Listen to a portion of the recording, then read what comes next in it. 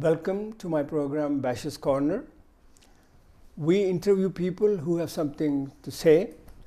We talk about culture, we talk about integration of minorities, we talk about Danish society's development, but we also take issues which are very important for everybody, both for minorities and for majority.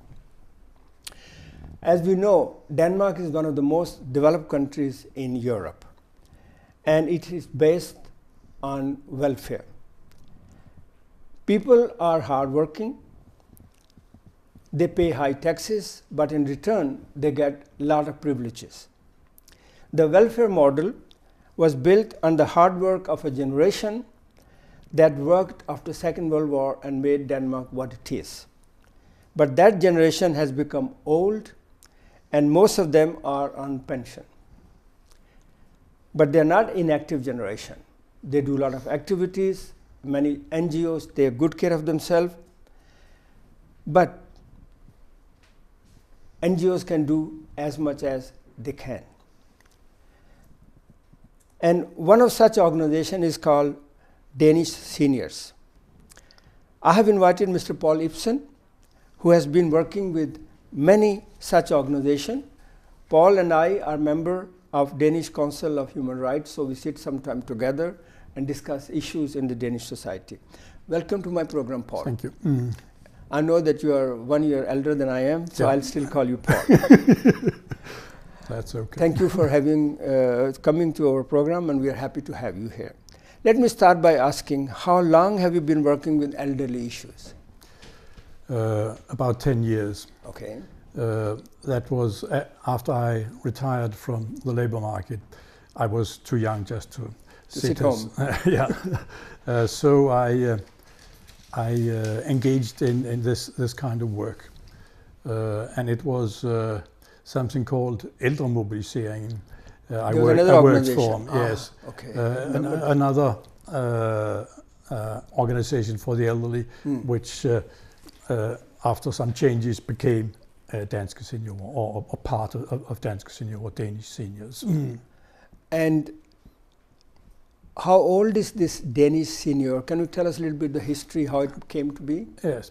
Danish Senior is an organization that's only 3 years old. Okay. But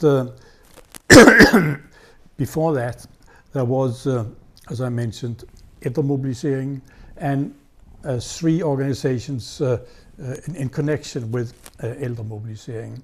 And who work with elderly people? Yes. All these organizations worked with elderly people. And then they found out that they would like to merge. And then they merged, and this merger is Dansk Seniors, or Danish Seniors. Why did they want to merge? I mean, in Denmark, all organizations want to have their own niche, want to work with these issues they work with. Why to merge?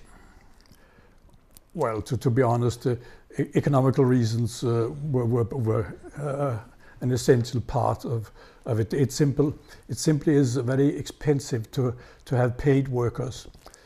And if you have 4 organizations with paid workers each place, you can, if you join them, if you merge, you don't need to have so many paid persons. But sorry, go ahead. And also, there were different papers, newspapers, what you call it, who came out, and they are very expensive to make, to send around, and so on.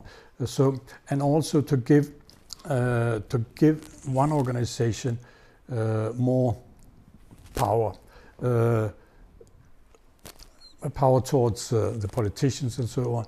Ældremobiliseringen was a kind of umbrella over those organizations, but it wasn't a popular form of organizations because they didn't like the umbrella, so there were too much friction also in the old former organizations that worked together, but wasn't one organization as now. So I think it's a more streamlined organization we have now than we had at that time. Okay. But I understand that these three organizations, they had their own area of work. They were not doing the same thing. So can you tell us a little bit what exactly these three organizations, which became one organization, merged, what were they doing for elderly?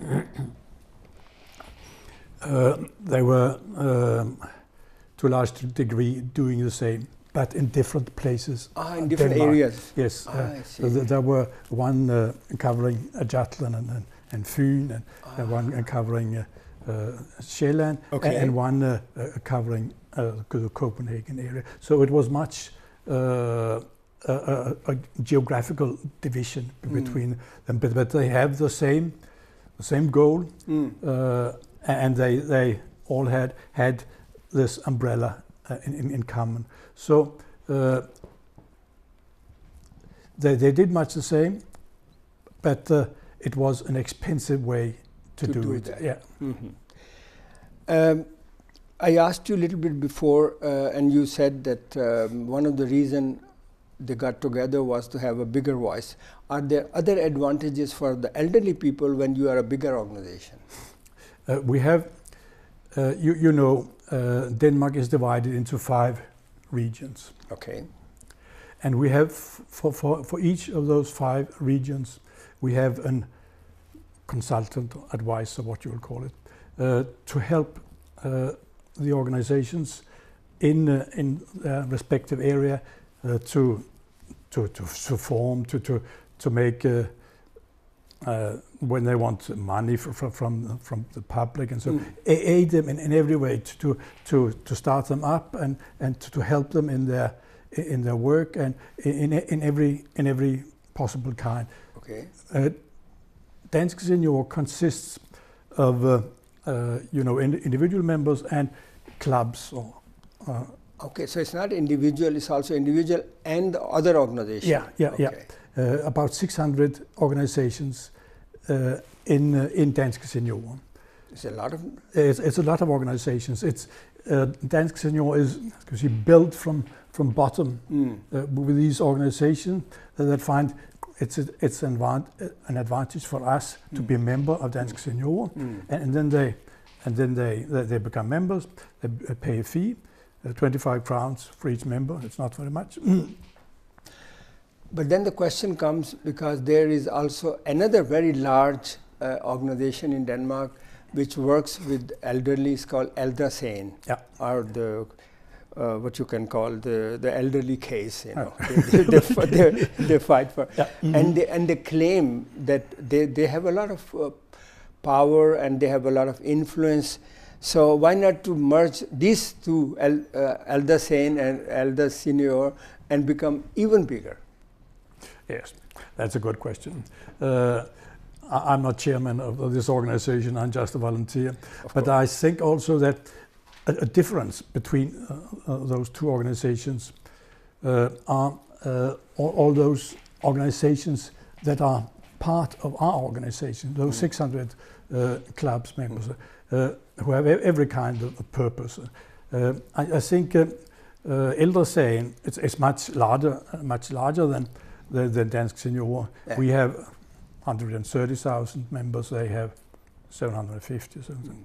We have 14 paid staff of 14 paid. They have a staff of 114 maybe, something like that. So it's and it's quite old organization. Yes, but you can say those 3 member organizations that merged, they were very old. I don't know, 100 years, 70 years. Okay. So I can't say, but they were not new, not at all. So it's an old it's some old organizations that have merged into a new organization. Okay, Paul. Our viewers would like to know a little bit about this. How old is the tradition of establishing elderly organization in Denmark? How old this tradition goes back? I don't know. To help the elderly people. You mean how comes that we make organizations for everything in Denmark? And how long back it goes, It goes far back. I don't know.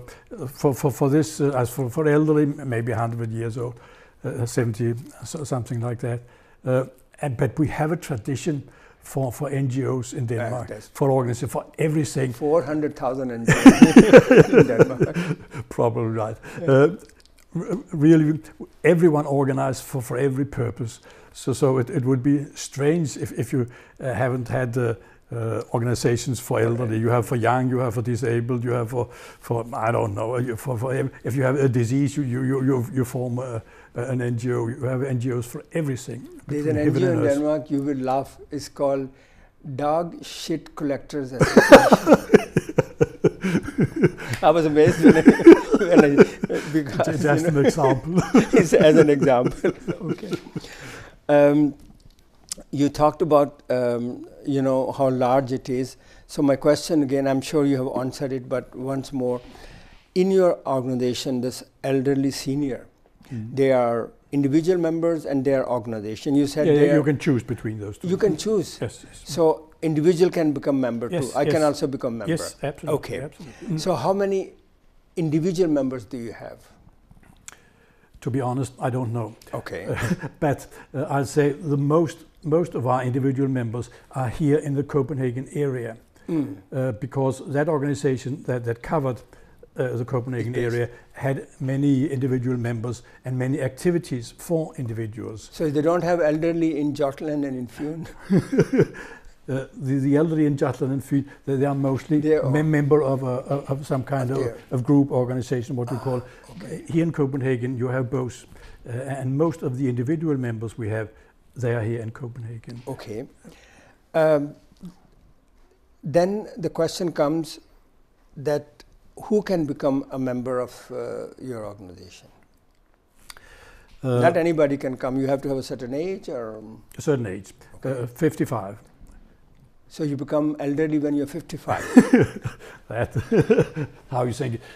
But that's what our statutes says. 55 you can be a member, or if you get a pension early because of some disability, you can also be a member. That's a formal criteria. But Danish government wants to increase the age of pension to 75. Yeah. So do you think it will affect the members too? Most of our members are people who are retired from labor market, who are pensioners. Many come when they get when they start their life as a pensioner. Okay. Because but you go on pension when you're 65, not 55. That's right. That gives people a possibility to think about it. And I understand that. But to be honest, I don't think we have many members between 55 and about 60 something. The bulk of our members, they are retired. Could it be that the age 55 was because in old days when people were working in factories, there was hard jobs, and they got very quickly their health went down. So it could be that 55 was an age where it was okay. It's a very it could be so, because we the members we have are typically I don't say they were poor, but they are working class. What they were working class. Yeah, we're working class and lonely and sick, and we not all of them, of course. No. But we do have really an aim to help the most weakest of the pensioners. So it has the same philosophy as labor unions have to help the members. Yeah, and so some of our leaders are older organization people who just continue in their. So they have organizational experience. Experience, yes. Many of them have. Okay. You said that the membership, individual membership, is 25 krona a month. No. That's if you are a member of a club, it's 25 crowns. Okay. If you are an individual, 120 crowns a month. No, a year. A year. Okay. It's a cheap organization. No. Okay. When what can you get for this 125? Yes, that's always a good question. You can get a newspaper a magazine. A magazine. Okay. It comes. It's called the Senior. Senior. Okay. Yeah. Mm-hmm. Beautiful. It comes 8 times a year. It's a monthly magazine. Monthly, 8 times a year. Mm-hmm. So almost monthly. It's very good quality. Yeah. And this magazine has information about health and discussions and also what happens, all kinds of events. So you can follow what happens, because our trade is activities. We always want to activate people. If you sit alone in your chair and do nothing, you won't live very long. You won't live a good life. So our purpose is always to combat loneliness, to activate people with every kind of arrangement. You can, with travels, with films. Play bingo. Everything. Want to. It doesn't have to be. And they have their own meeting places in. If possible. We very much want to activate people in that way they want to be activated. Physically and mentally. Yes. Because if you activate people physically, it also helps mentally. In fact, so I will point to one more thing. We have a place called St. Joseph. Yes. Where they have 29 nationalities. Is it a hospital? It used to be a hospital. Yes, it was a hospital once. In Norrebro? Yeah. Okay. And there you have all kinds of activities.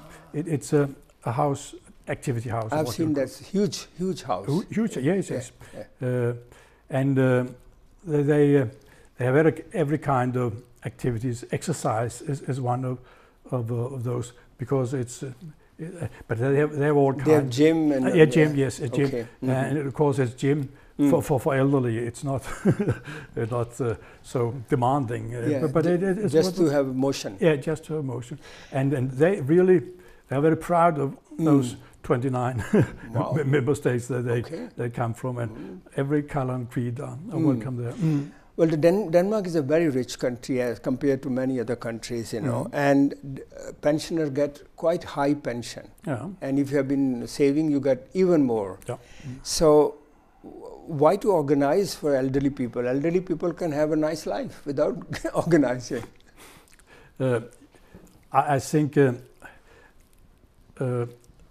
maybe the worst problem for many elderly is that they are just spectators.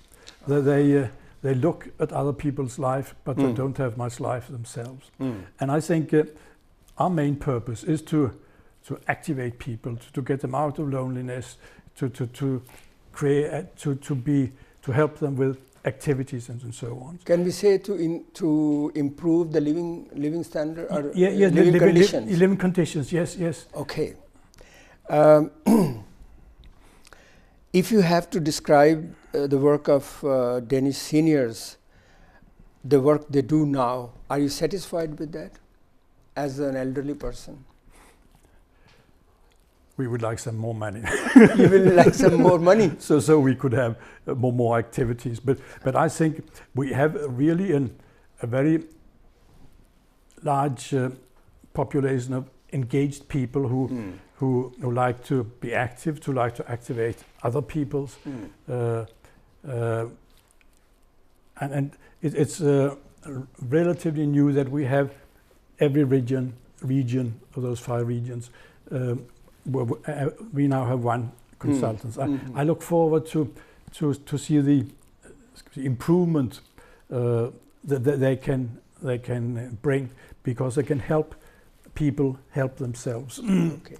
If somebody asks you, Paul, can you describe the general situation of elderly in Denmark? For example, pension, health, public services.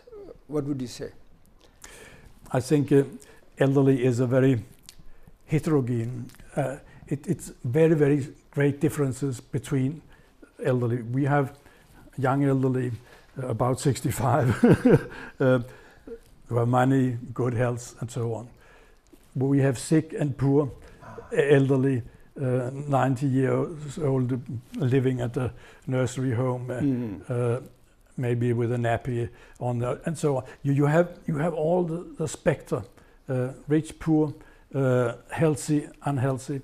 Of course, you have a floor because you have a pension that of course you don't starve. But there are great differences between the elderly. Now you talked about those who are sick. We often hear in the media that many elderlies are mistreated in the health sector, hospital, medication, elderly homes, and home services. Does your organization, Elderly Senior, get such cases? We don't treat individual cases in that way. We be more. But you are aware of that? Yes. I don't think. Well, one of the things we are very much aware of is at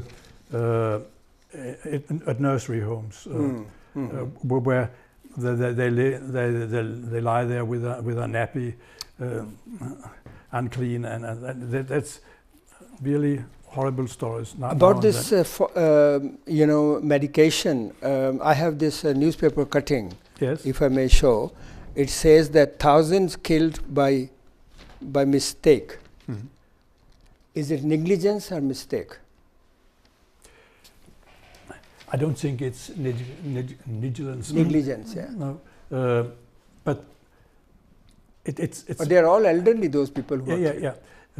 I think the medicine that they get often is a problem, because every time a doctor sees a problem, he orders some medicine, and so in the end, the elderly has 6-7 different types of medicine, and the elderly has no overview. The doctor maybe there's no doctor who has an overview of what really and what are the side effects. Yes, and what are the side effects, and how do they affect each other. Yeah, precisely. Okay. Now I come to another important issue. There are about 100,000 elderly people with minority background, people like me. Yeah. Is your organization helping them too, or is only for white people? It's not only for white people. I'm just asking. Yes, it's for everyone who wants to participate. Okay. I mentioned St. Joseph before. Activity place. Activity place. But we would very much like to have many more, common members of minority background. With minority background, both individual and in clubs. There's one difference between Danes, old Danes and new Danes, is we have always made organizations. Immigrants don't have that tradition. But they're making the organization now. Maybe. Yeah. But we don't hear much about it. I would recommend here in the Copenhagen area. Okay. There is a consultant called Rikke Samson. She would very much like to do more for people with minority background, but she can't get knock doors. She has to have people coming to her. Yes. So we can do that me and you, we can go and talk to her and see how we can go to the minority organizations, because there are many different backgrounds, Somalis, Pakistani, Turks, yes. And say that if there is one person in your organization who is willing to work with that issue, then definitely we can contact her and start a process. She would like it. Last but not least, you are retired now. Yeah. Are you enjoying your life as you should? I know that you go to gardens, walk around with your Sherlock Holmes clothes. Well, yes. In many ways, I live a pleasant life. You can say. I have a bit of work here for Danish Seniors. To me, it is important still to be able to work. I work with things that are similar to what I worked with as when I was active.